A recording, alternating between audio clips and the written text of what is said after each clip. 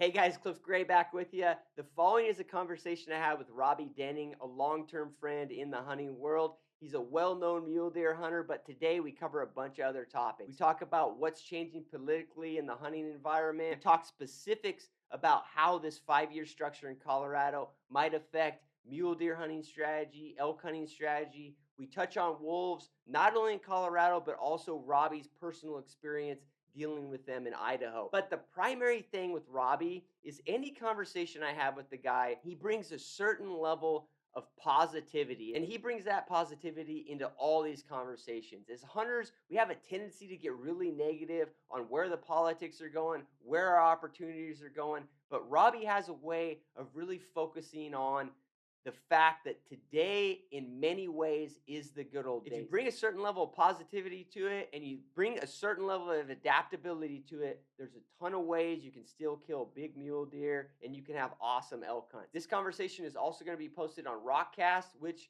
is the Rock Slide podcast that Robby and Ryan do over there. Rock Slide is an awesome forum for authentic input on gear, strategy, tactics, any of that stuff. The membership over there has a wealth of knowledge that I don't think any other hunting forum, particularly on this backcountry stuff, can compete with. So go check it out. Let's dive right in. Hey, RokCast world, Robby Denning here. Today's guest was one of our most popular episodes last year. He's been an outfitter for 11 years before retiring. He's my only guest who's ever been on the Joe Rogan show. And he has a new podcast that I want to talk to you about today, plus a bunch of other cool stuff. All the way from south of the border, Cliff Jimmy Buffett Gray. Are you out there, buddy? Yeah, dude. I love the intro. But Hey, technically I'm not south of the border, man. Puerto Rico's a US territory, so it's inside the border. I didn't even think of it that way, but you're way south of me. It's way nicer weather. We're up here like bragging about how much it snowed, and I open your Instagram and dude, you're cooking lizard. What do you guys? So you got to do something to keep busy down here, man. Like I used to eat a bunch of weird stuff down there, but anyway, so you retired a couple years ago, and now you're living between Puerto Rico and is it Oregon? Yeah, so I basically split my time between the two. And yeah, I like the term retired. I don't view myself as retired, quite yet. And I feel like lately I've been chomping at the bit to maybe start on a new adventure. So retired for a little bit, temporary retired, man. Yeah, and I use that term loosely, man. Hey, I'm a Christian, and there is no retirement plan in the Bible. I've read the whole thing; it's not there. I think we just end one job and start another. And you've probably seen this, and you've probably heard it. Man, a lot of guys they retire if they don't get something going.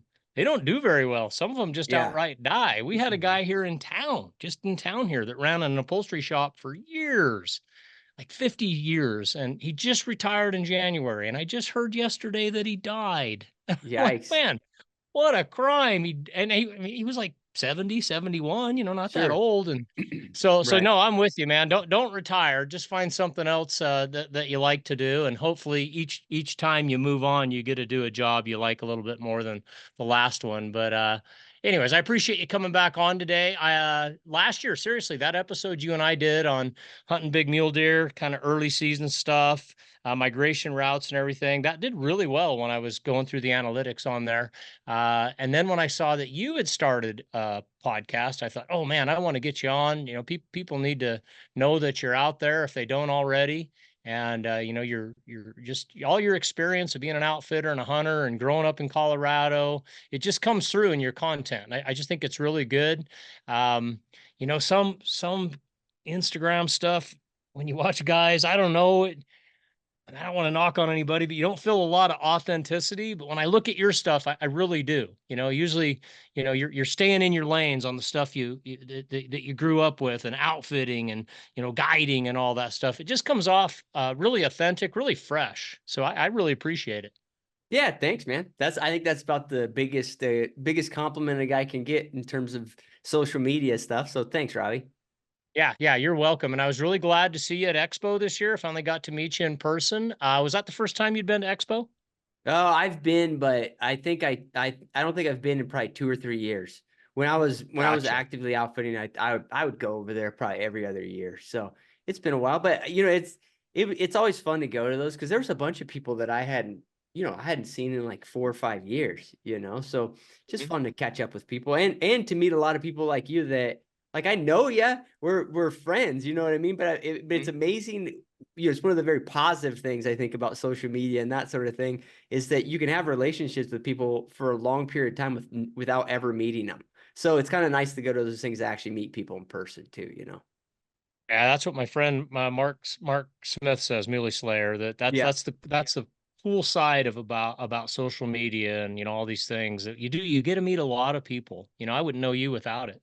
sure. And, we're like 30 years ago, if you think about it, you just knew kind of a small circle of people, maybe a few long distance friends, and that was about it. Or now, Right.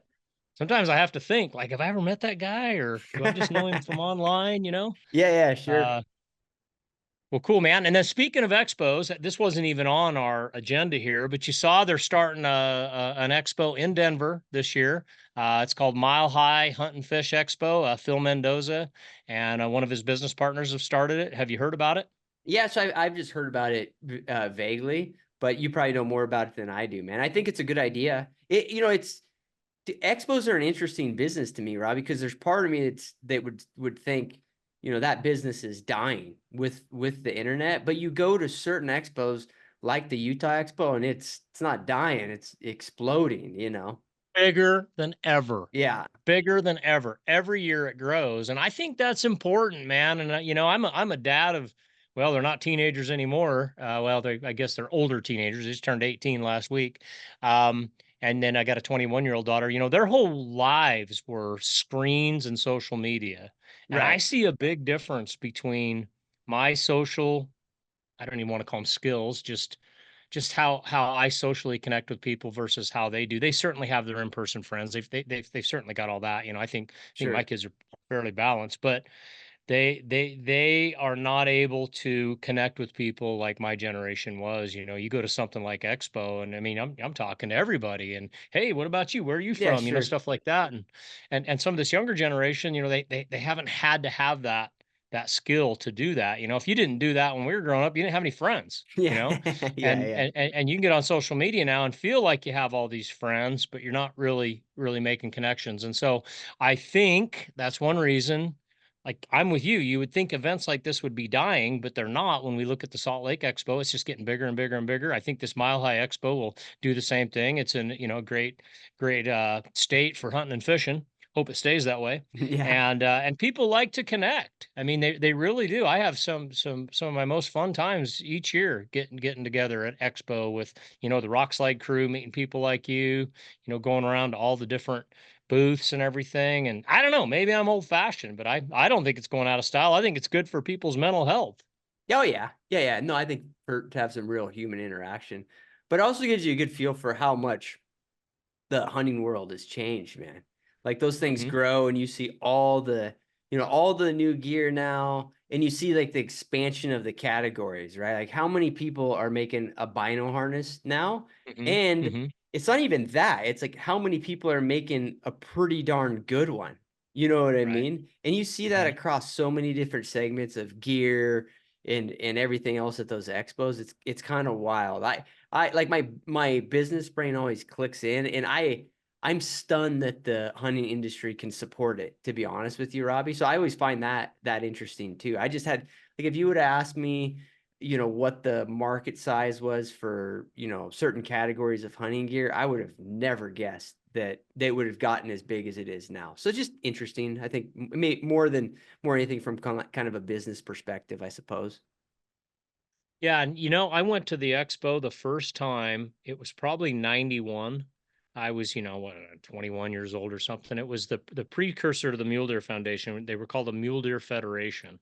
And I don't even know if they were the signature sponsor like they are now. I really don't know. Yeah. But I was a member of them. And that's back when you got the newsletter in the mail and you got out the cut the envelope Yeah, open, sure. and you sat there and you read every single word, and they'd sent me some tickets that you could cash in, and I went down there, and I remember meeting Dwight Shue. He was there. He had a Yep. booth. And the guy from Montana that was selling the rubber band the elk calls that were based Oh on a piece yeah. of plastic and rubber band. You remember Hmm. those? Yeah, I Yeah. can't remember his Oh, name. dude, what are those called? They were rectangles. They They were were rectangles. and they opened up. Mhm. Yeah, Yep, you yeah. pop Oh them yeah. open, you replace your rubber bands, you could Yeah, use yeah. different widths of rubber, and they worked. Oh They yeah, they they sure. actually made a great cow call sound. Can't remember that guy's name, but anyways, even and Jim Zumbo, I remember him being there. But even back then, Cliff, it was still very commercial. Very, Sure. very commercial. I mean, just couldn't believe, not nothing as big as it was now, but tons of booths with guns and optics and all that stuff. It's just next level now. and Yeah, and yeah. and like you said, the expansion of the categories. Look at all it, like bino harnesses. Did we even think about that 20 years ago? And all the aiming systems, Sure. the tripods and bipods and monopods, and all of that. And like I went to one booth, Kestrel glassing systems.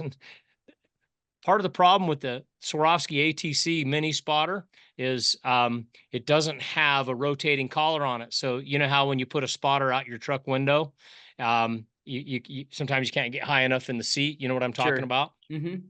And so on the Swaros, a regular Swaro, you just unlock the rotating collar and you can turn it, and you're kind of looking through it sideways, but you can still see it. Well, they took that out on the ATC, probably something to do with lightweightness or something like that. Well, just the ATC's only been out what a season and a half, and they're already making a rotating collar for it that instead of rotating in the barrel of the ATC, it allows the ATC to rotate inside of this ring. Oh, So I then you gotcha. can the reason I'm telling you that is just like stuff is happening and changing so fast now. 30 years ago, it was probably not much change from Expo to Expo. Where now that's part of the fun and going is seeing all the new stuff and how they're doing things differently. Oh yeah, and they're just like you say, like the iteration on it, how quickly they change stuff. I mean, I'm not a, I'm not, I've never been in the, gear industry in the hunting world, and I don't see myself ever doing that, but it's very interesting to see it now because I feel like all those guys that are in that world, you're not going to just make something, some gadget in the hunting world and live off of it for 10 years. I mean, Mhm. or somebody's going to come pick off the business. I mean, you see that in all the categories. Like if you're not constantly making it better, then Mhm. there's competition that's gonna pick it up. I mean, for how many years did like the Primos guys dominate duck calls and turkey calls? Like just Yep. Yep. full out dominate it, right? And Mhm. now there's people that are, have some dominance, and have a bigger market share than the other guy, but nobody can sit there and not iterate on their product and make it better. And that's for sure a dynamic that I feel is very much like the last 5-10 years. Mhm. Yeah, yeah, we see it. We see it all the time on Rock Slide, and Yeah, I don't know if sure. you followed it much on Rock Slide, but just the whole switch in this basically the last year of guys getting rid of the magnums, getting rid of the big guns, going to small guns now, and with the whole rise of suppressors, muzzle brakes were fine, but a lot of people didn't like them. I didn't like them as an outfitter. Got my Yeah, head blown off too many times. But suppressors now offer um, recoil management similar to a brake, and then just the noise reduction is in there now, and guys are finally realizing the power of a rangefinder. Even though we've had rangefinders 20-25 years, guys are figuring out that the only reason we were using those big magnums was because we didn't have rangefinders. Now, I'm not talking about everybody. yeah, You're an yeah. elk guide, you probably love big magnums, but there's one of the biggest threads on Rockslide right now. It's almost to 1 million views. It might have passed it in the last week or two. Was 223 for elk, deer, and bear. And Yeah, and just all the guys getting on that are posting all their success with those smaller calibers, and a lot of it has come down to bullet selection, Cliff, because bullets sure. that's another gear category that's advanced pretty quickly. Is these match grade bullets perform so well now on game, and I know there's guys already right now pounding on the dash as I'm talking about this, like 223 for elk. What are you talking about? Well, Yeah. jump on Rockslide, look at that thread of I mean, it's just evidence of how in the right hands, those guns are doing just fine. And that was something, even 10 years ago, because there wasn't wide availability of these bullets that could perform well in these smaller calibers. It just wasn't even talked about. And Right. so, just anyways, the whole gear thing. But the Mile High Expo, we should have already launched the episode by the time your and my episode plays. But we interviewed Phil Mendoza. I lost his business partner's name, but they started that in Aurora, outskirts of Denver. I hope people will get out and support it. I think hunters coming together.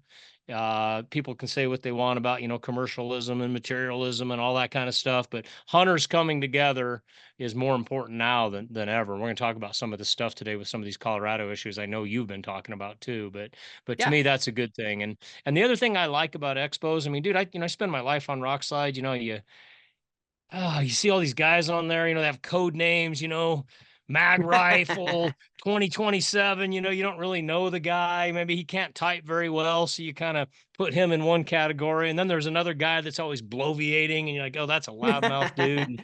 But then when you get together and you meet these guys in person, they're just regular people, Yeah, they're all pretty good guys. Pretty or and they're guys or all gals. pretty good Yeah, yeah, guys. yeah. Exactly, dude. And that's what Yeah. I don't like to see in the hunting industry is all the infighting. I hate that. I think it's our Achilles heel, and I think it really has the potential to give the antis a lot of power. And so that's Oh, sure. that's one reason I just love to get dudes together and let's just hash it out. We don't all have to agree, but people in person treat people a lot better than they do online. And that's Oh, that's yeah. one reason I like these expos and stuff like that. I think online makes us a little bit fake. I don't even know how to explain it. I try to be as me as I can when I'm online, but it's Sure. just it's just like today, you and I doing video. A lot of times I don't do video on these podcasts because I'm technical and stuff like that. And Yeah, my wife's behind me, trying to fold yeah. laundry and she doesn't want it on. But just being able to connect on video, be able to see somebody's face and their mannerisms and how they're listening to you and their reactions and stuff like that. I mean, that's just how people have been communicating for thousands of years. Yeah, yeah, no, I totally agree. It is amazing. It's amazing how rampant conflict is online versus in person. And honestly, that goes between non-hunters and hunters too. If you get into, I Sure. mean, I feel this like if I get into some situation where I'm within a group talking to, particularly, I'm sure you're the same way, Robby. If anybody Googles you, they're going to see that hunting's a big part of your life. If anybody Googles me, they're going to see that hunting's a huge part of my life. So it's not like it's going to come up in conversations with people who are not part of that world. And in person, it's very rarely conflictual. You know what I mean? I Yeah. mean, I Right. to be honest, I can't remember a time that's been conflictual in my life.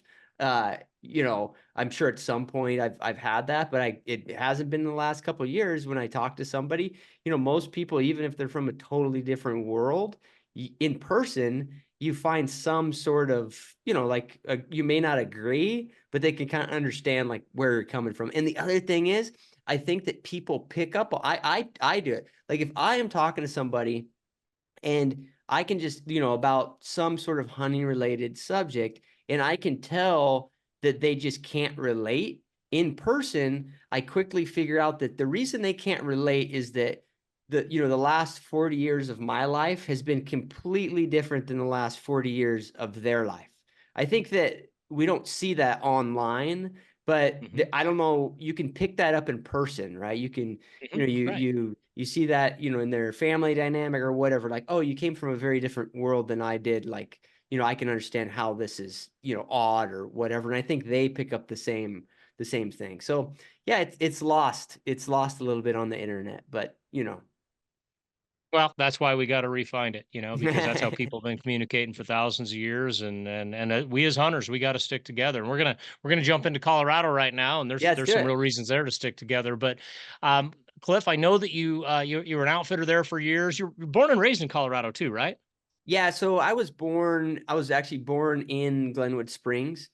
Colorado, just down the road, and then and Yeah. then primarily lived in Eagle for a big chunk of my childhood. And then my childhood, it kind of have an odd childhood where my dad like changed careers in the middle of my childhood when he's actually like my age now. He's in his 40s. He changed careers from an outfitter and a cattle rancher to a veterinarian. So I kind of had a split, Wow. a split childhood, and we moved around a little bit there. And at one point, actually, kind of lived in two different spots. So I spent part of my childhood also in Northern California, like far Northern California, rural Northern California. Gotcha. So yeah, a little bit of odd background, but kind of my hometown in a certain way, and where I grew up is that Eagle area and have a bunch of family history there.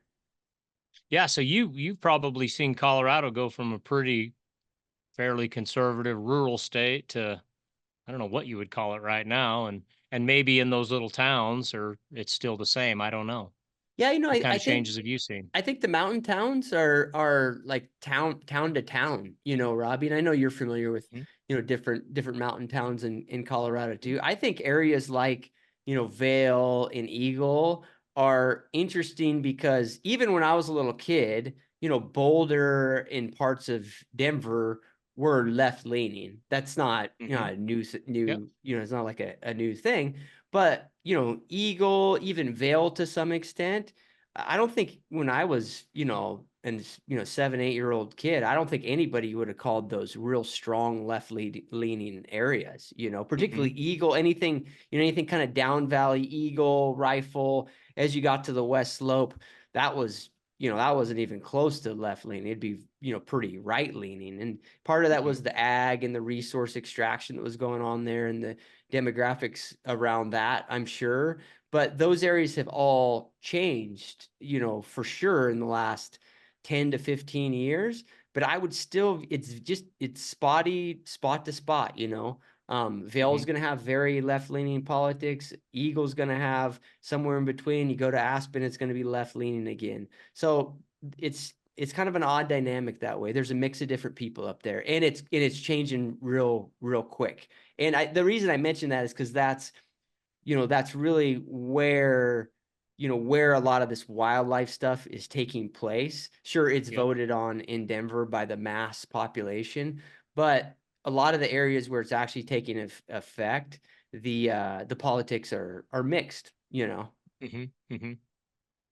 Yeah, probably pretty interesting to watch that change, and, I hope we can retain as much of our ruralness and conservative, values that built much of this nation. I hate to see all the power go into the cities, Sure. and, honestly, if I grew up in Denver and just lived in Denver and never hunted and fished, I may land right in the middle of where a lot of these people vote from those places. I mean, how would Yeah. you not if you don't get that experience? And so anyway, so Colorado though, you followed it from back in the day to now.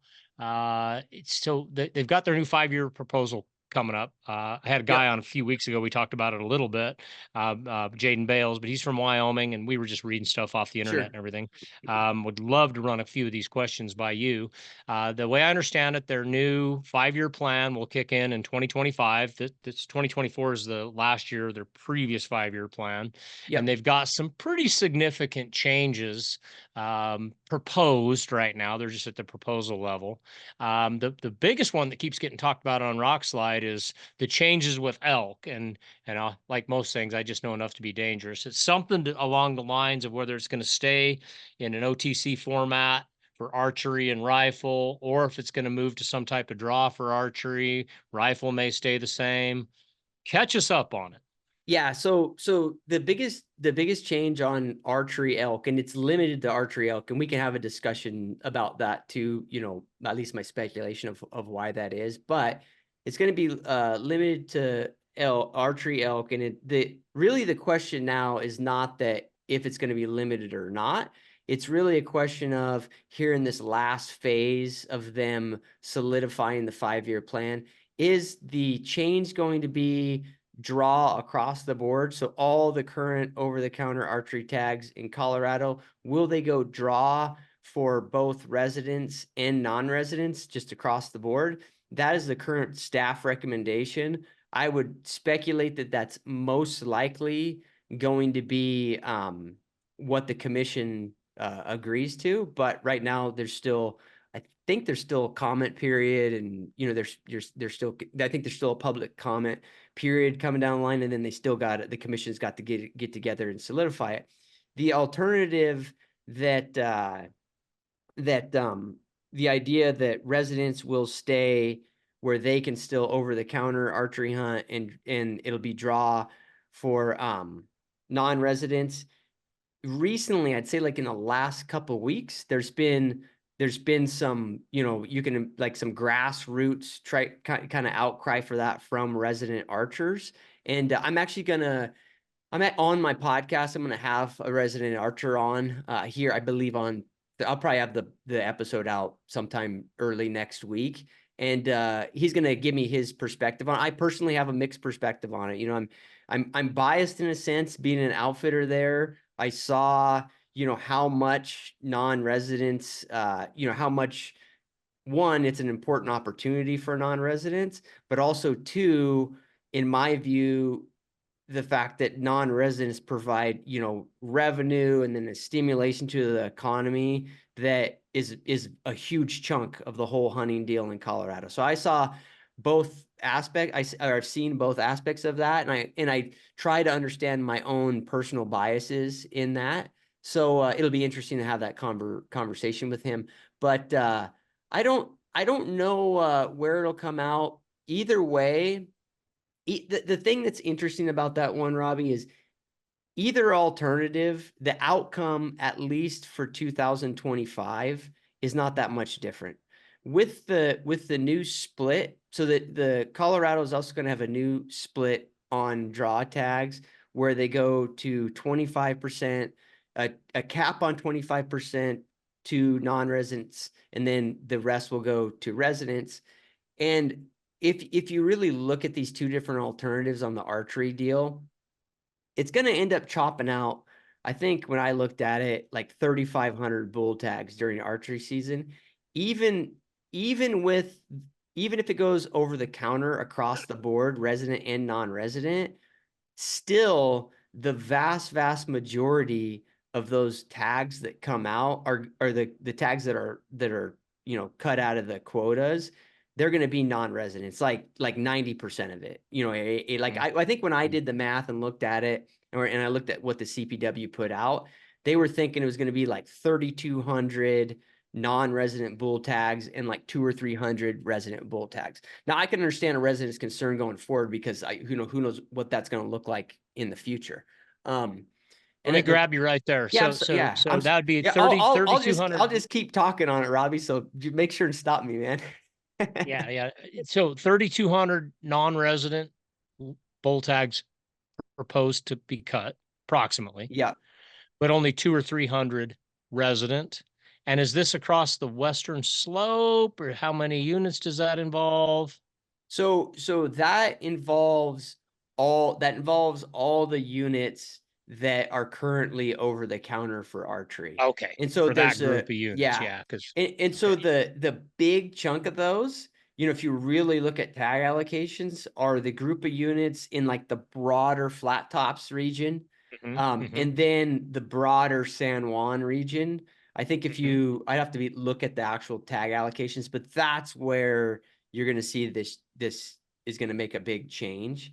And the number, that 3,500, that's based on the CPWs, like if you look in their notes, what they're shooting for is a 5% reduction in total archery tags through going limited.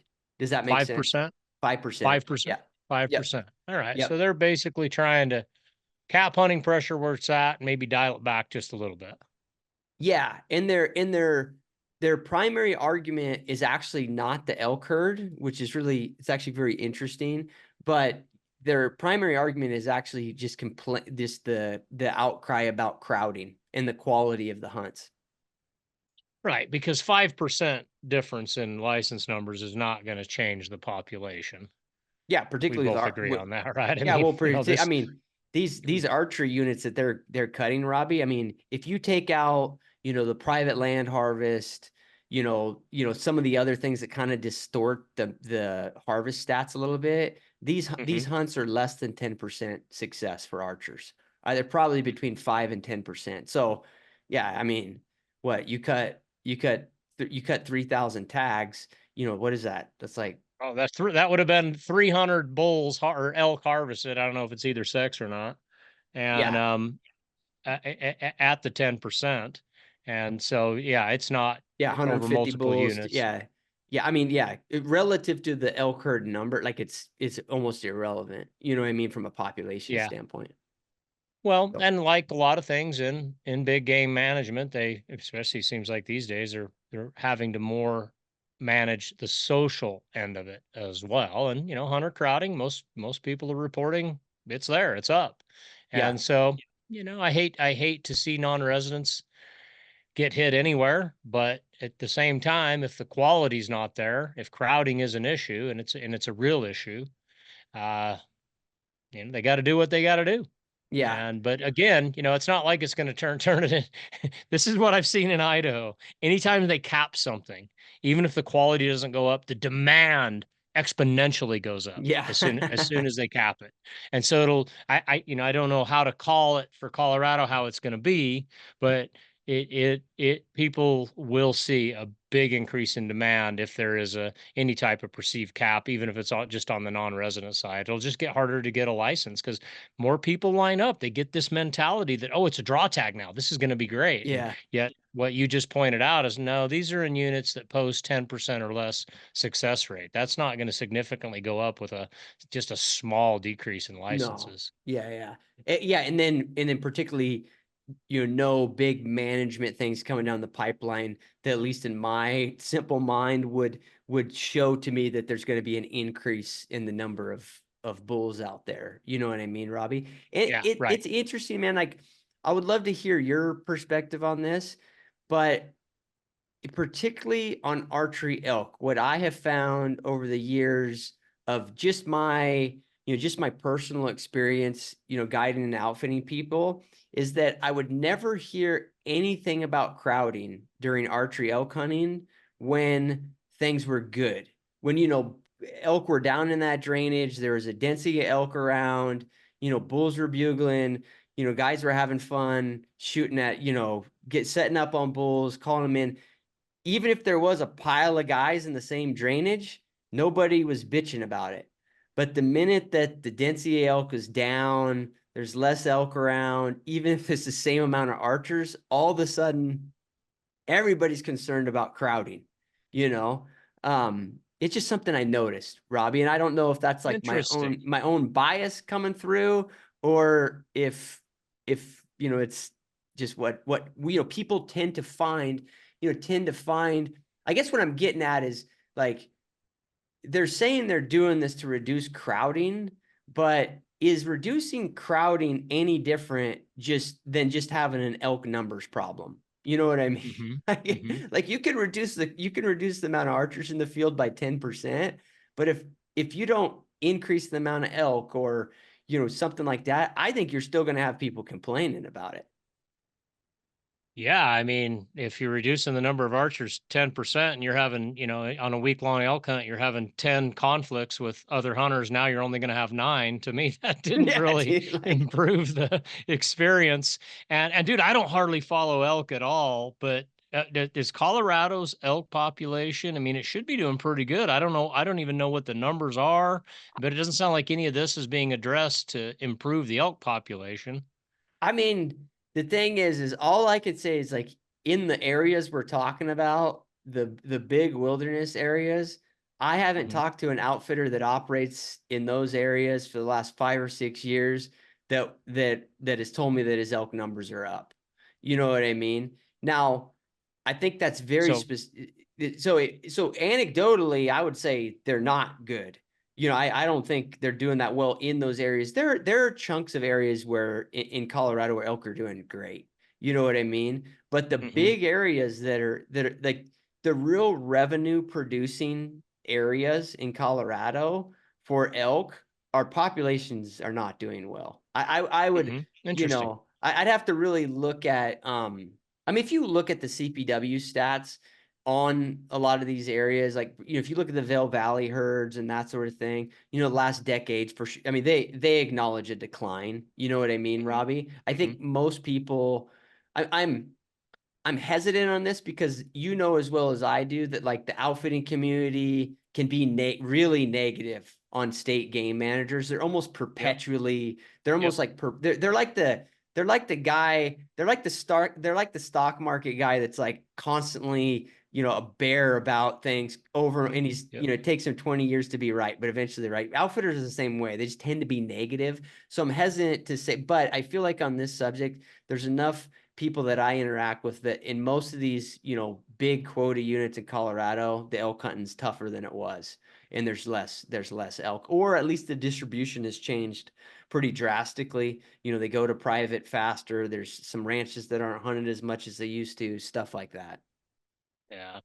Well, I've that's another podcast episode right there. And I've been chasing a few Colorado biologists. I won't name any names, and I'm not getting any calls back. I don't know if they're on lockdown right now with everything that's going on in the state. We'll talk about, the lion ban, proposed lion ban, and all that other stuff. But CPW bios, there's two podcast hosts right here that both of them would welcome you on if you ever Yeah, want of to come course. on, clarify some of these numbers and some of these things that are going on behind the scenes, because there's no better way to connect with hunters than to talk to them. To just do press releases and things on the website, that's all fine, but that's some of the stuff Cliff and I were talking about earlier. There's no human connection. But when I get biologists on my episodes, Cliff, I hear from so many different hunters, and even if they don't totally agree with them, they're Sure. just glad to have heard from a biologist on this stuff. I think, hunters are pretty negative about fishing game. I grew up in a family that was completely negative to fishing game, and I Right. kind of had to break that mold a little bit to become a better hunter. I'm not saying that fishing game always does everything right, not at all, but you got to be able to learn from them.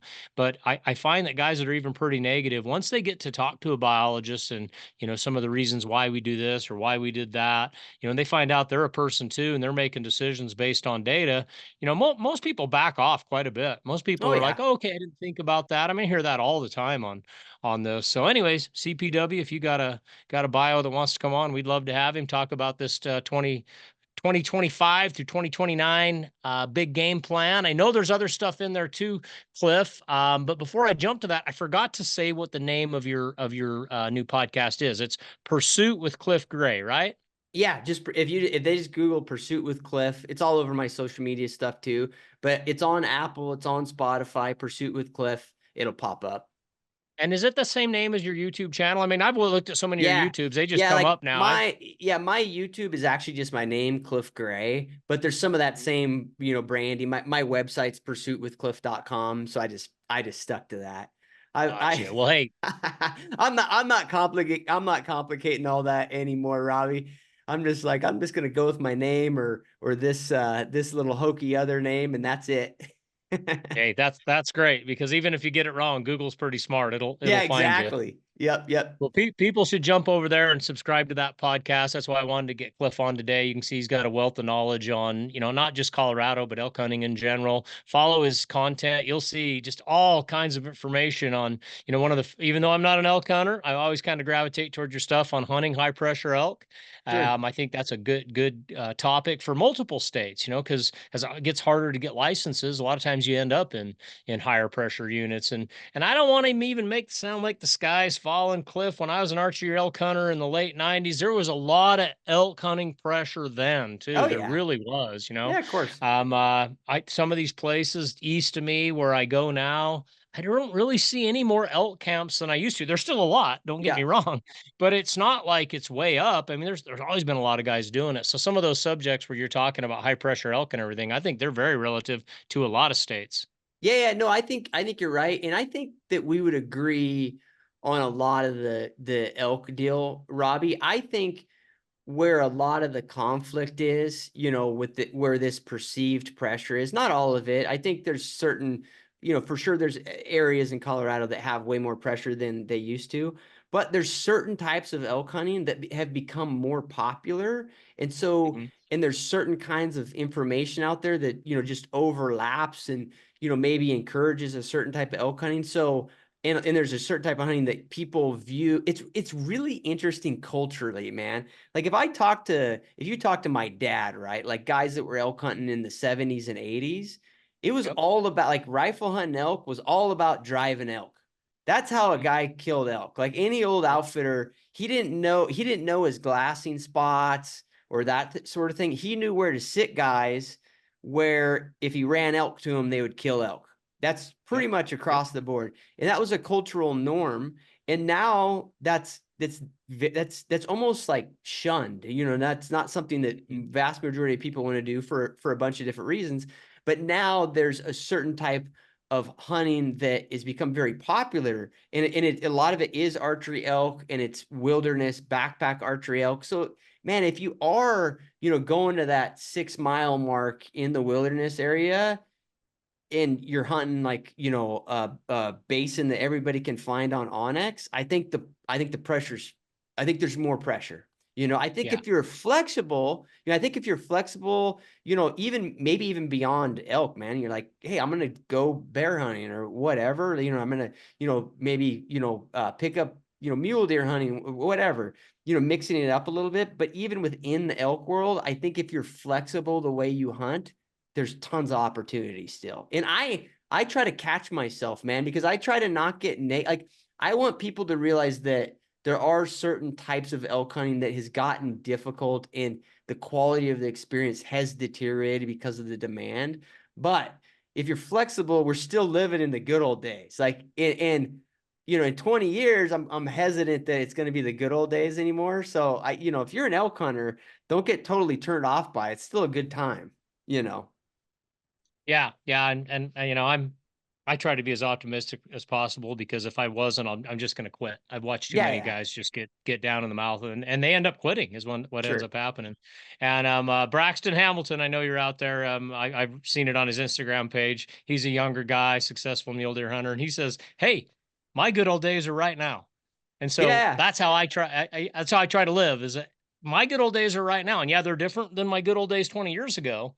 But I can't just live in the past. I got to live with what's right now. And I loved how you just said that if you're flexible, you can still find opportunities. Dude, that's the key to being a good hunter. I don't care if you're a sure. chucker hunter, an elk hunter, a mule deer hunter, because like right now, where I hunted mule deer last year, mule deer was really tough last year because of our winter kill. I still found a way better than average buck, better than I would have expected, well over 180. Got to hunt him on and off throughout the season. Found him multiple times.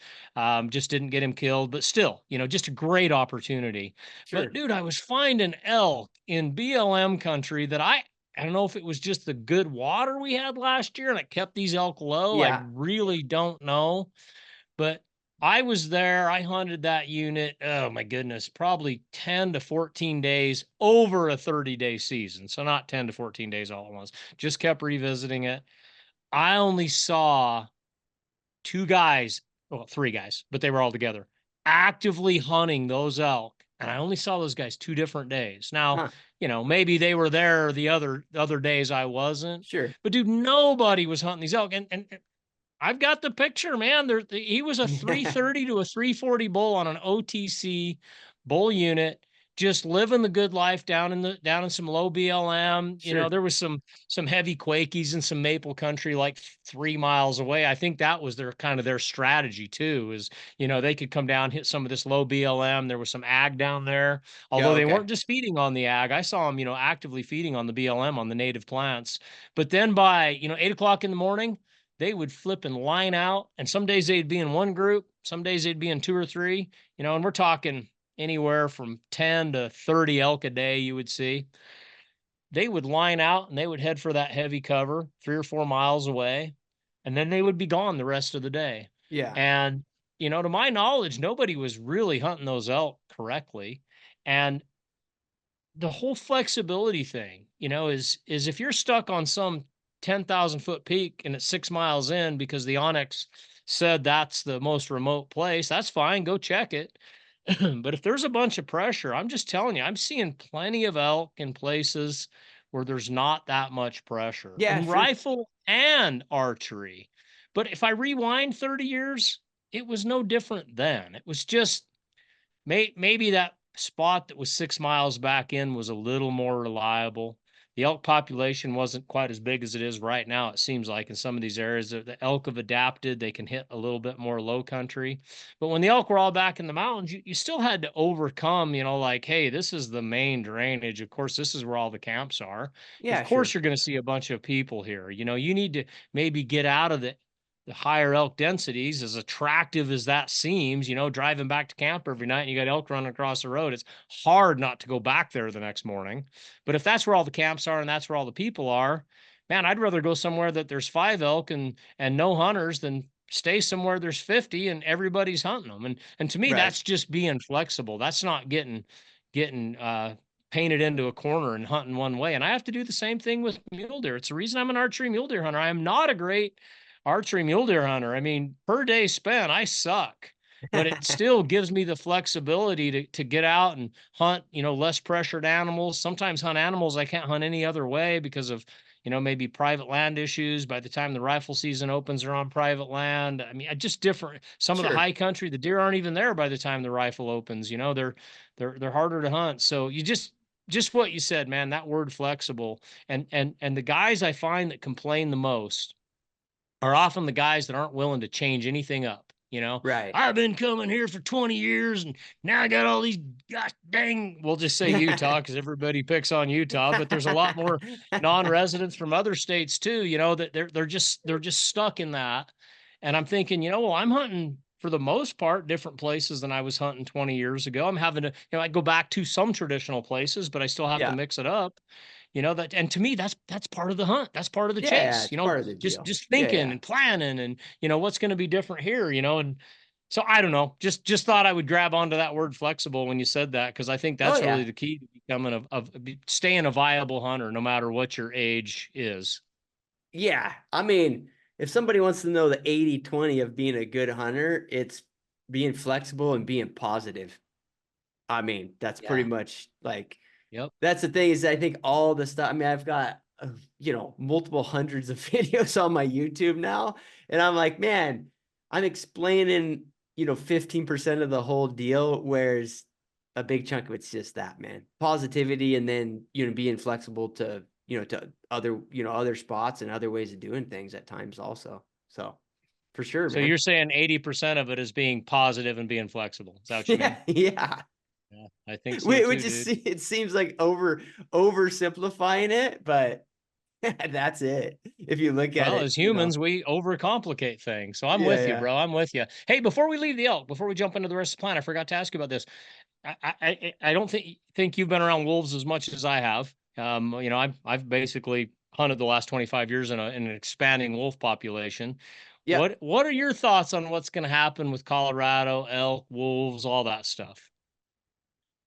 Yeah. So like what I mean, I mean, all I can really share is my, my opinion with them and the extent of, my experience with them. Most of it's actually the years that I spent in British Columbia in the spring, doing, Okay. spring bear hunting Hmm. stuff. So, 5, 6 weeks a year for, I don't know, half a dozen years or something like that in like, pretty thick wolf country. But I think really there, really my main takeaway was interacting with the people who dealt with them all the time, in their day-to-day life, the livestock guys, the outfitters, all of that.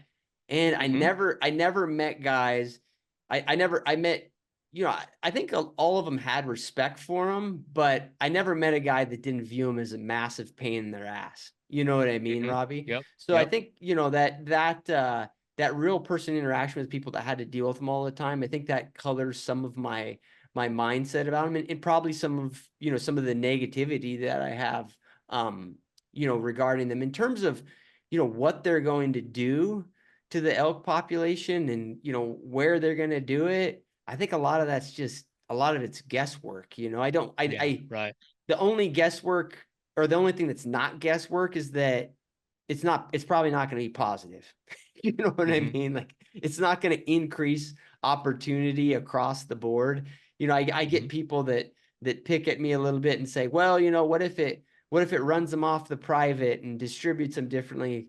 I mean, I'm open to the idea that Sure. some Right. some spots may improve by the presence of Hmm. elk. But I think the over the overarching number of hunting opportunities in Colorado, across mule deer and elk will probably decline. And I actually think that they'll have an effect on the small bighorn sheep populations there too. Mm, Like Colorado is really has, scary. yeah, Colorado has a lot of like micro populations of Yep. sheep, and people Yep. don't even realize that it's there a lot of the habitat there.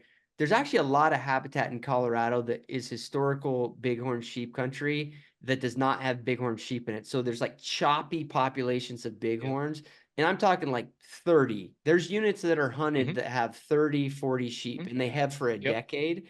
And they're going to be susceptible to like wolves getting into them for a week, and Yep. that population basically doesn't exist anymore. Yep. I think we're gonna have things like that. I think they'll put a whoop on the moose too, which is Hmm. unfortunate because it's been a success story. But um, yeah, I don't know. I think abstracting myself from those thoughts on it, I do think, Robbie, that if the vote took place right now, I don't think it would pass. I know, and that's the sad part of it. It passed with such a small margin. Yeah, And now that they're on the landscape, people are kind of awake. Is that what you're saying? You like people yeah, are like, whoa, whoa, what just happened? And that's yeah, what we're trying not to let happen with the mountain lion ban that's coming up. Proposed mountain lion ban that's coming up, to get on the ballot for anybody that's been living under a rock. You know that the same dynamics are happening right now with mountain lions and bobcats in Colorado. They're trying to get it on the ballot, which all sounds so democratic, but we don't manage wildlife that way. And so if it gets on the ballot and the lion ban passes, now we're in trouble with the lions. But I'm with you, Cliff. That I think if right now that the wolves wouldn't get passed, and I'm willing to take a stab at the wolf thing if you'll let me. yeah. Go for it, Yeah. man. Give me your Okay. And thoughts I'm on not giving your anybody my emails because you don't need to hate on me. And I'm not saying I'm all knowledgeable about it, but this is what I can tell you. I remember sitting in my senior writing class in 1995 at Idaho State University, and we had a TV in there, and I knew they were releasing the wolves that day, and I talked the teacher into letting us turn it on because this might have been like a journalism class, and I Yeah, got him to sure. let me turn it on because this was going to be pertinent news, Right. and no different than what we watched on social media in December. Those wolves getting released by the governor down there, and just it's just a downer to watch. And I remember Yeah, that sure. same energy watching that, thinking, wow, things just changed. And it did change. And that's what I'll take a stab at. It's going to change Colorado. It will change it. But that was 1995. What are we looking at? 30 years now. And our wolf population, I don't have the numbers in front of me, but it felt like they peaked in the late 2000s. But to me, that was because that was when we got to start hunting them. And, there was years where we couldn't, lawsuits would stop it. But for the most part, by the late 2000s, somebody can fix me if I'm wrong here, but right around in there, we were able to start hunting them, and it felt like the craziness stopped once we were able to start hunting them. Um, but prior to that, wolves completely unafraid of people, no fear of man whatsoever. Causing all kinds of problems. They were big on the nightly news, and I'm talking the big, NBC, CBS. That was always a good story for them to run. And it Sure. was always, poor wolves and everything. And but what they weren't running was all the carnage that they were causing for livestock. And killing calves. All the damage that they do. It was always something, somebody poached one or something. But once we got to start hunting them, and the wolves, I don't know if retreat is the right word, and but it just felt like we got a better handle on them, and they became a lot harder to find too. Sure. They're a pretty smart animal, and there's some guys around here that have totally got into wolf hunting, and that's where I get some of this information from. They are not an easy animal to kill now that they've been hunted, and but but moving along here we are 30 years later. I think 60% of our elk populations are still over objective in Idaho. The areas where the wolves have really affected the elk, and there have been. I mean, I'm not Yeah, I'm not sure. trying to paint a rosy picture. They have hurt seriously hurt some elk herds. But the word behind the scenes when you talk to the biologists, the pro hunting biologists, I'm not talking, guys that have bitten off on this whole liberal agenda to change hunting. They're like, a lot of these elk populations where the wolves have had the problems, they had problems before, at Locksaw, some of that country that hasn't burned in many years. The elk were struggling and Yeah, the I gotcha. wolves just made them struggle worse. So I Yeah, think you might see that in Colorado, places where the elk might be struggling. They're gonna struggle worse. But it also seems to be the places that they're the most remote. Maybe they're just harder to hunt. I really don't know. Some of the right. stuff I'm just taking a stab in the dark. It's just this really is just at the opinion level. Keep that in mind, people. But um some of the places where the elk have really struggled and the wolves have got a foothold are just very remote places, like I just mentioned, Locksaw. But some of this what we call Idaho front range stuff, like where I live, dude, I still have never seen a wolf on the hoof. Yeah, In the parts of Idaho I hunt, which is kind of south central into southeast Idaho, for the most part, I still haven't seen one. I've seen their signs, seen their tracks. I know they're out there. Guys have killed them around here. I'm not saying they're not here, sure. but they have not been able to get established. And going back to the NBC News, CBS stuff that used to be on all the time, and it was always pro wolf. What they were not telling people was what these government trappers and these basically pay to shoot guys. I don't even know what agency they were from. I don't want to misquote it, but Yeah, they were paid killers to come in and reduce conflict because these wolves were killing cattle and horses and causing all kinds of problems. And this was happening in these around these front range communities. And I remember just east of Idaho Falls here by a little place called DeLynn, there was a pack of 7. And some of these farmers, they live in my hometown. I know sure. them. I trust them. They're like, oh yeah, they killed this many cows. They were having constant conflict with them. Well, the paid to kill guy came in, and I can't even remember. It was like a pack of 7 or 9. They wiped them out. They were gone. Yeah, They took them out. And I remember thinking that's what should be on the news right there. Of course, it never made the news. They were yeah, trying to yeah, manage this conflict without it being in the public eye. Because yeah, they didn't want to hear from the bleeding hearts. And but they got managed is my whole point. The yeah, yeah, conflict got managed. The yeah, difference is now hunters are managing it. And just like Dan Gates is trying to tell everybody right now that this conflict that is coming to Colorado. There is gonna be conflict, and those wolves, it won't matter how much people love them, they will have to be managed. And that really is an in for hunters right there. That's why we got to stay active on this issue, keep our hand up, keep our voice out there, because right now they're in the honeymoon phase, like Idaho was from 1995 to say maybe 2002, 2003. I don't really remember when all the conflict really yeah, started, but once they got established, before that, it was just a fearful myth. You knew they were out there, you knew they were coming, but those were that was when the mayhem started. And so I think that's what will happen with Colorado too. And I think any of this front range stuff, any of this interface, towns and things like that where there's elk, I think you're going to really see a lot of conflict, and it'll be interesting to see public opinion change. I know you can't really compare public opinion in Idaho to public opinion in Colorado, but you probably could in the Boise suburbs. It's pretty yeah. liberal over there, Well, and and I I don't think, hear a lot of love for wolves yeah, and I think from them. that's like the interesting question, Robbie, you hit on there. Is it gonna be like the my idea, and I still feel this way to some extent, that in Colorado it'll be different because I don't see there a hunter killing a wolf in Colorado for a very long time, if Right. ever. And Yeah. so there's that dynamic.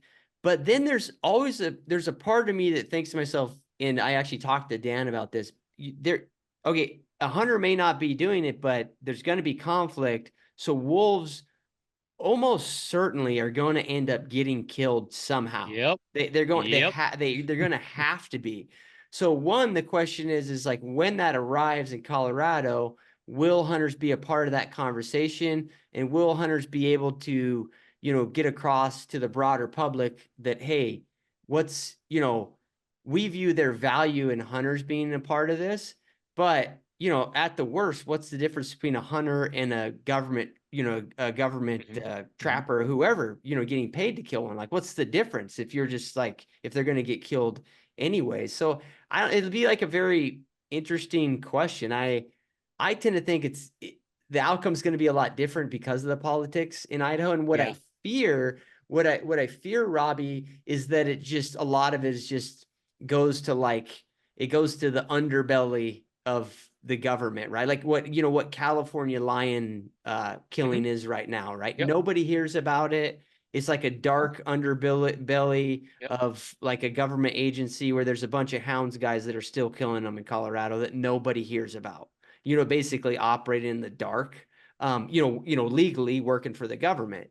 That's a horrible solution, man. I don't like that. Doesn't Yeah, make totally. sense. Because then the taxpayer's having to pay for it. That's the Right. difference. Right. And the North American wildlife conservation model isn't taking care of it like it should be. Right. But it makes people feel better. It's like the whole liberal agenda, sanitize everything, is like Yeah. you Yeah. call it the underbelly, like, well, hey, it's like some of the anti-hunters I know, I still see them at the grocery store in the meat department, and I call them out when I see it. It's like, hey, you're just paying somebody to kill for you. We're all killing. You build a Yeah. house Yeah. anywhere. I don't care if you're a vegetarian. You're Yeah. killing. Yeah. You Sure. occupy space on God's green earth. You're killing. Yeah. And Yeah. so to me, that's kind of the crime of it. But that's what I mean about hunters need not to just check out. I realize I'm with you right now. There's no path forward for a hunter to kill a wolf in Colorado. But remember, Idaho was there Yeah. before, Sure. and here Yeah. we are Yeah. hunting them. Yeah. And Yeah. that's why we don't want to give up. That we just don't want to give up.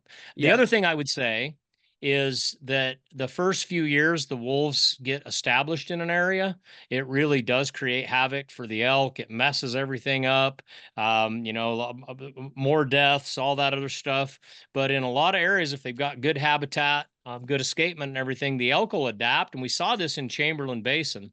I heard this firsthand from outfitters. And like you said, outfitters are kind of notoriously negative Mm-hmm. about this kind of stuff. But they were like, hey, we're hunting the elk differently now, but the elk are still here. We still got big bulls. What it changed is it got those elk out of those great big pristine meadows that you used to see on the cover of our RMEF Yeah. magazine, Sure. like Yellowstone Park like Yeah. Yeah. conditions. They said, Yep. the elk moved out of that. They were too vulnerable, moved more over into the river breaks. I think that's the Salmon River there.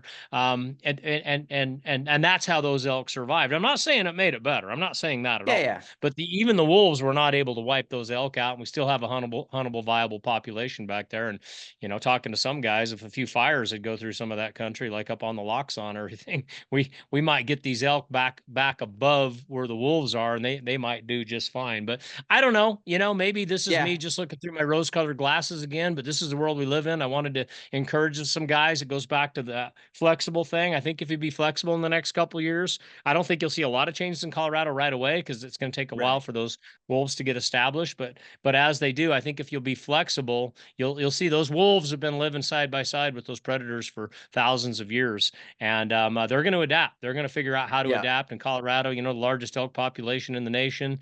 I hate to see it even one less elk because of a wolf, but if there's going to be, I still want to encourage guys that don't give up, man. We need the hunters. We need the guys to be out there being the voice for the North American conservation model, because otherwise, just what you said, it's going to go to the underbelly. It's going to go to a paid killer, is all it's going to be. And to me, that's just a crime.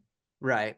Yeah, yeah. And the other thing, Robbie, is I actually had an interesting conversation with one biologist who works for one of the big Indian reservations, and his thought on it, he's kind of watched the whole Mexico wolf deal down Uh huh. there, and Hmm. and he speculates that they may not do very well in Colorado. It may Hmm. even be that, maybe that the wolves that are transplanted in Colorado, they quickly become a Utah problem, or they just go back up to Wyoming. Sounds like Hmm. so who knows, man? It could Right. be, I mean, it could be 10 years before they even, you know, they get any sort of in impact at all. I mean, it could, the Yeah. Colorado's different in a lot of ways than places Yeah. they've thrived. So who knows, man? I don't, I don't know, that's not probably something we should all bet on, but or even hope for, because it is what it is at this point. But it's a possibility, Right. It who is. It is. knows? It is, dude. The only place that part of Colorado I think they could really get established is maybe up in your northwest corner, where it's pretty Yeah.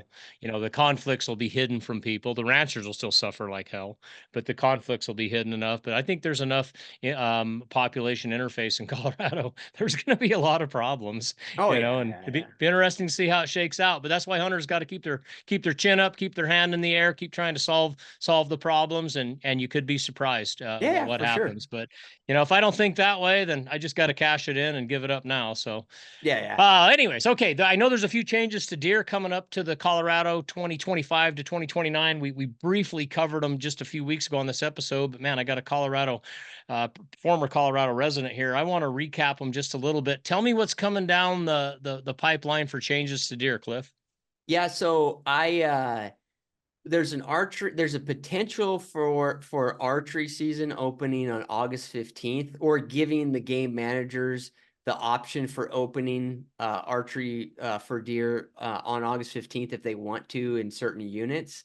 And I believe the staff recommendation is to allow that going forward. I don't know that there's opposition, so as far as I know, that's likely that there could be the chance for some units, in that 5-year period opening, archery deer on August 15th.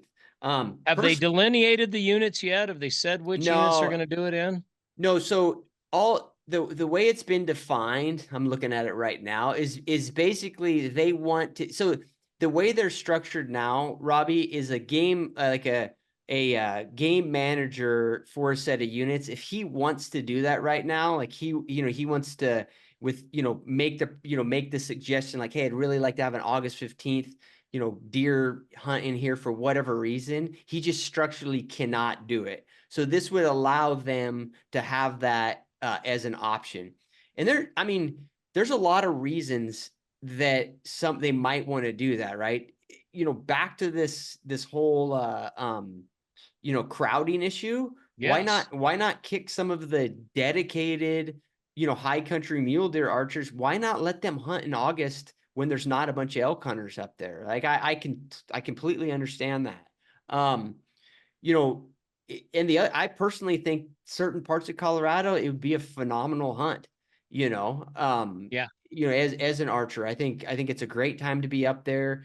Some specific areas that I spent a lot of time in Colorado, Robby. I don't know what your experience is with, early archery deer hunting, but really, man, after September 10th, after September 15th, in the units that I guided in a lot, they would it was hard. Like once Yep. they stripped They're velvet, gone. man, it was hard. And Yep. so I almost feel like it would be a better quality archery hunt. I mean, what are your thoughts on it? I think they should leverage it for the main reason of what you just said, that they could reduce hunter crowding. And so Yeah. if they did it, if I was a game manager, I would say don't let those guys overlap with the elk season. So if elk Yeah. season's still going to open, the first weekend of September, September 2nd or something, let the archery mule deer hunt run right up to that. If guys choose that, then that's when they hunt. That would open up the woods for the elk hunters. I know there's some guys that like to hunt both at the same time, but if it reduces conflict, and somebody would really have to look at those numbers, how many of the guys that are buying the archery mule deer tags are also elk hunting. Maybe there's not that many, but if there are that many, there's a potential to spread pressure out right there. That's a good thing. Yeah. And even if it was just a partial overlap, maybe let the guys hunt deer into the first week of September, but then after that, it's elk only. I could Right. see that being a really positive thing. Would it drive up deer harvest? Possibly. You're giving them, more time before velvet rub. It may do that, but Colorado's got their thumb on the number of licenses, archery licenses, and everything that could be managed a little bit. What I would hope they would do is kick it off in a bunch of units so that just a few units don't get Yeah. increased pressure, and it wouldn't Yep. even be pressure, it would be draw pressure is what it would be, because it would still be a Right. draw tag. But if they spread that out, maybe have an August 15th through September 2nd archery deer season, and then it was elk hunting after that. I know this. We talk about this with Utah all the time. I have to commend Utah. Try it.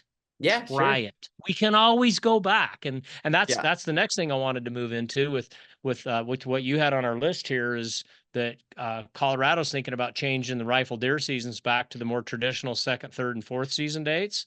And again, this is great because here we are trying something different. We tried it later for a few years. Now there's a proposal to let it go back. To me, that's good game management. We're not just Yeah. stuck in a rut. I mean, think how many years, and maybe it worked, how many years Colorado just left the deer seasons alone up until 99. I don't remember them ever even changing in my Yeah, life, yeah, and sure. now at least there's some proposals to change. Yeah, yeah, What do you yeah. think about that? What do I think about the specific change or just the Yeah, going idea of back to like these rifle being dates. yeah. So my personal opinion on it is I think for the sake of the deer in Colorado, or I really should say like the quality of the deer, I prefer these dates. I prefer the compressed season, like the traditional Mhm, seasons, just so you don't mhm, have as much of the late pressure on them. mhm. I don't know that there's a a massive there. I don't know that there was a massive difference. But well, I shouldn't say that. I know like Third Rifle put a ton of pressure on them during this last 5 year period because the Yep. quote, those quotas are so big and they were basically rut hunts. So I think that for sure specific units where they were real huntable during that period of time, given like the land ownership or whatever, I do think that the age class of the deer got whooped.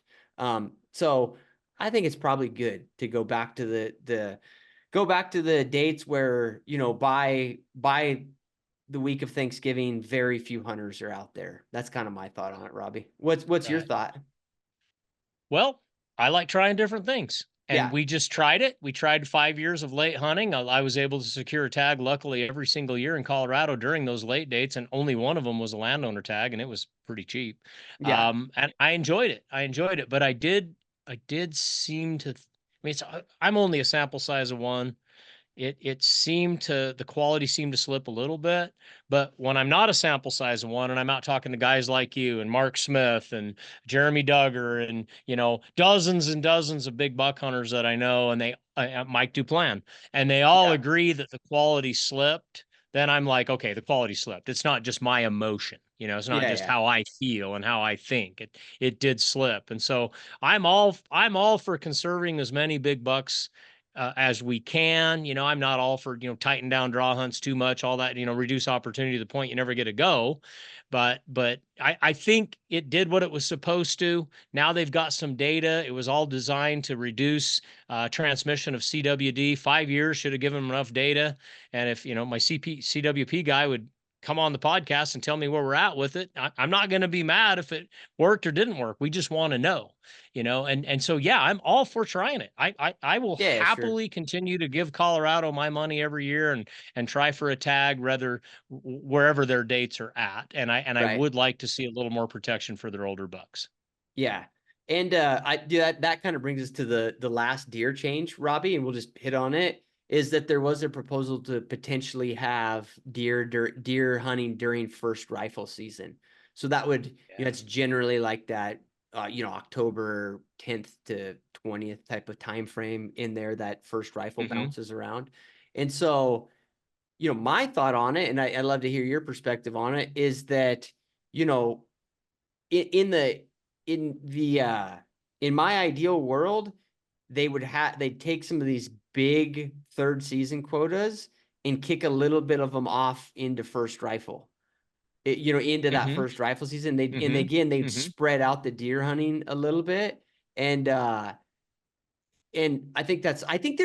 actually think that if they do this sort of thing, they can actually potentially increase age class while having the same amount of opportunity, if that makes sense.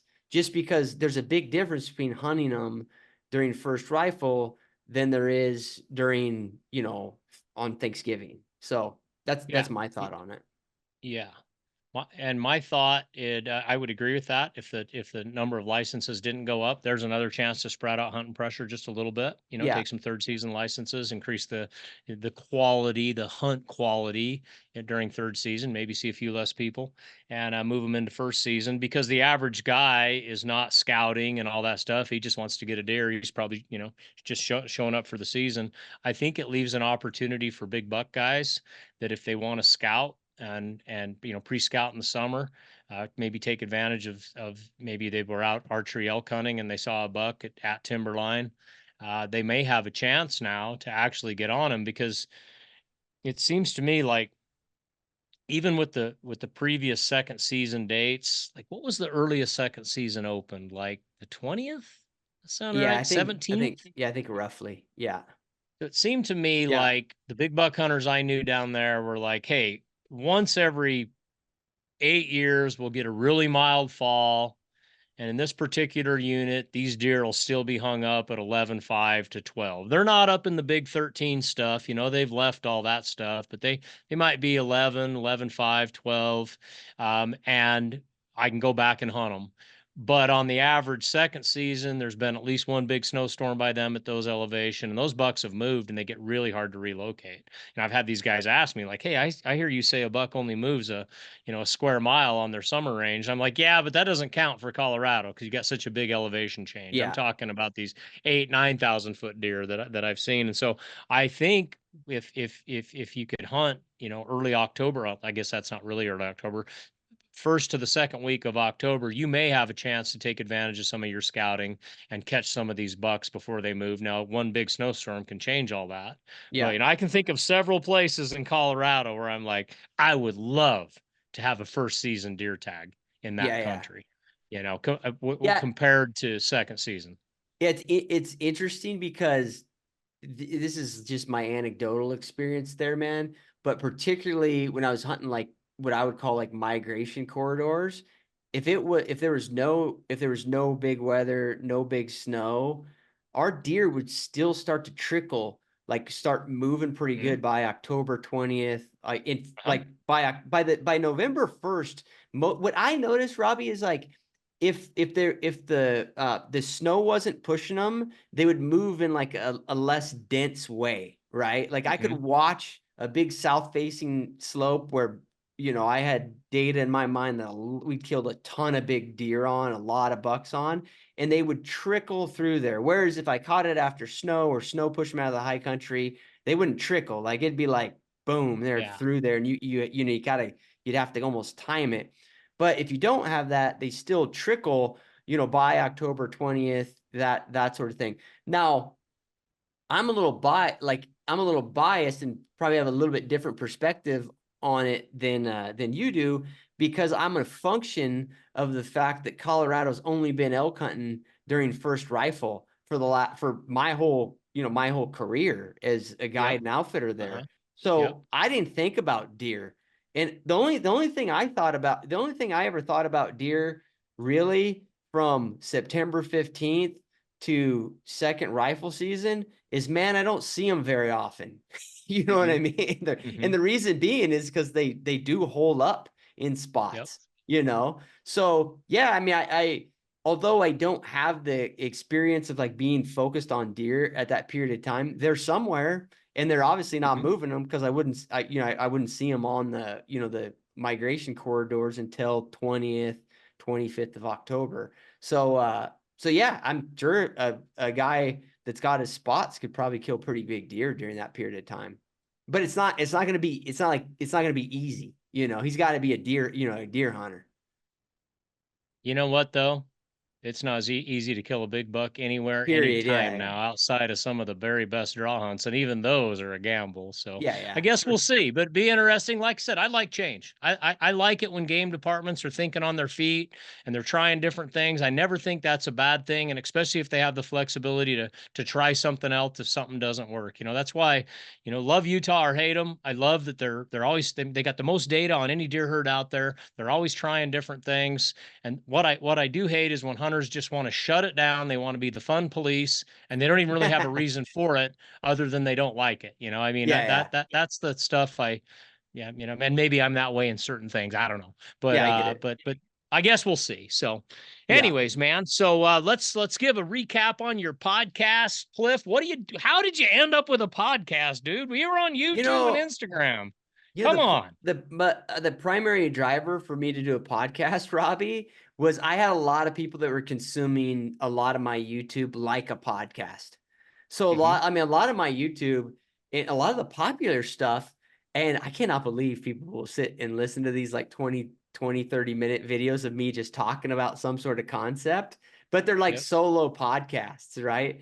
Hmm. So I was basically encouraged by a bunch of my, guys that watch a lot of my content, like, hey, can you put it on Spotify? Can you put it on Apple? It's Hmm. just easier, just mechanically easier for me to listen to in my vehicle or whatever. Yep. So Yep. that stimulated it. And then now that I've done a few of them, I do enjoy it, Robby, and I think it's a way. I don't know my exact path on the. I'm not going to very like define exactly who I'd like to interview, but I do Hmm. like having people on, and not just talking about hunting, but other things in their life. But within the hunting deal, I'm hoping to try to have some guys on that aren't necessarily chronically doing the hunting podcast rotation. I'd like to get Hmm. some of my the guys that used to guide for me over the years, and their thoughts. Some of the outfitters that I would have viewed as mentors to me.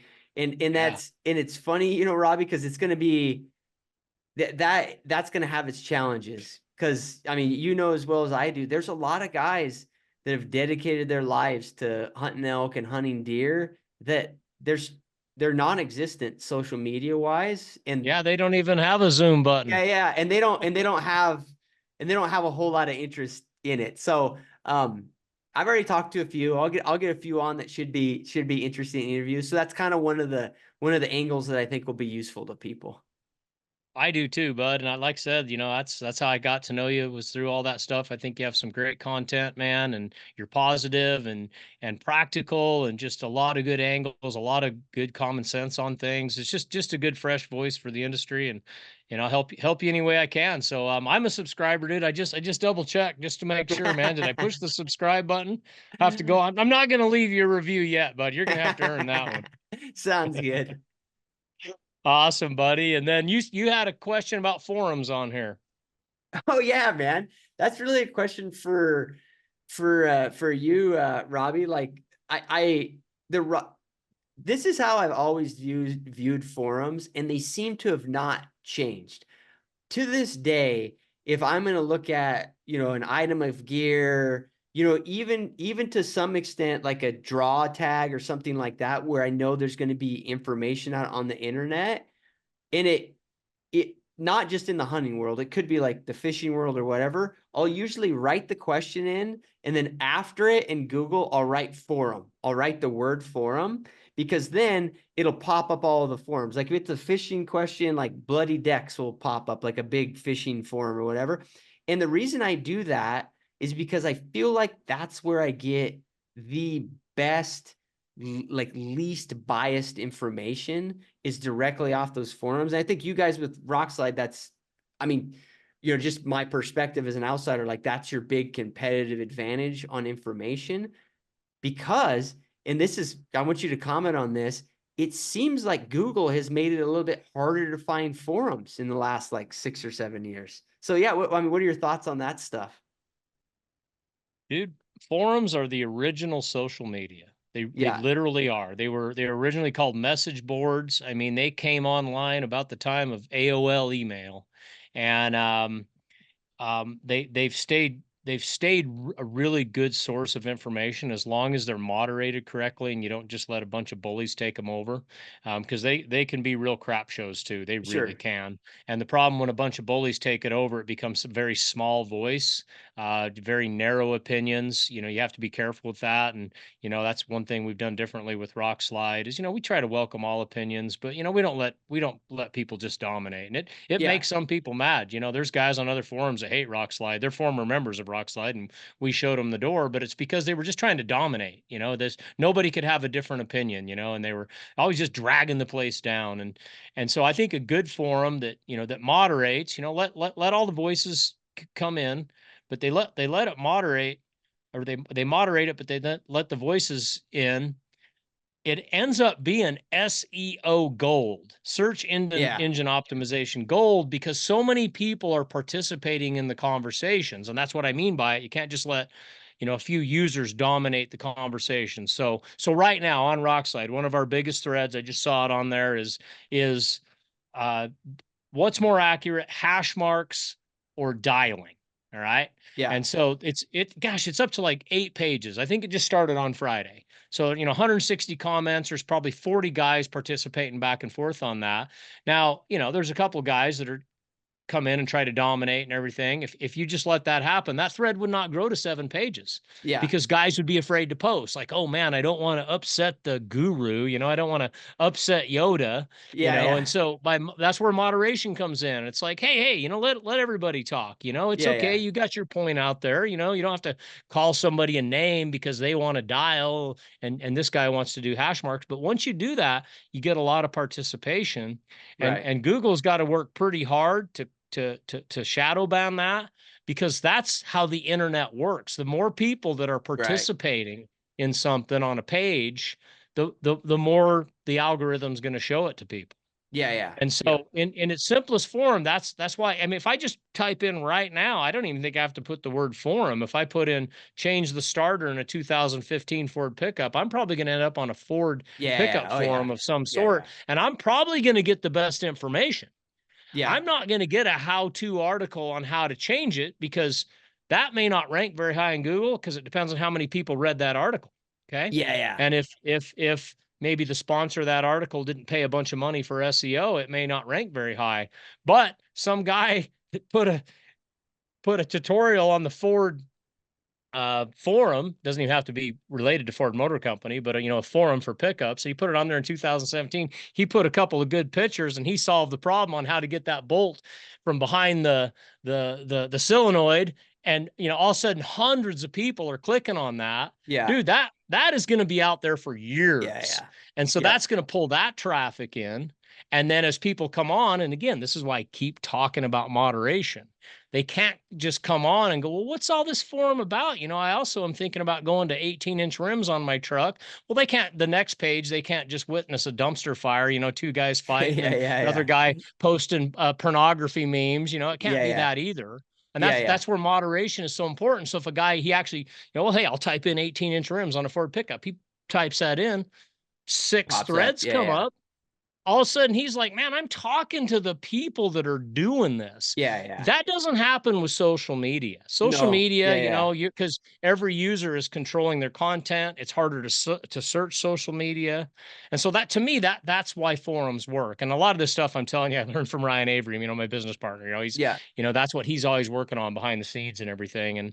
And so, but they're the original social media. I think any forum that's moderated, you can't over moderate. You can't just only have people on there that agree with you. You got to have all voices, but if you let all reasonable voices come on, it's just a big learning experience. And that's why when Sure. somebody types in, something about a bino harness, they're probably going to end up on Rock Slide, and it's not going to be a paid ad. It's going to be a bunch of guys that I love the Sitka harness for this reason and this reason. The only thing I didn't like was this little magnet up here. It kept screwing up my compass. You're Right. never going to get that information on social media. You're not going to get it from an advertiser. You're not going to get it from Cabela's. The only place you can get it is a forum. So Yeah. to Well, me, that's why they work.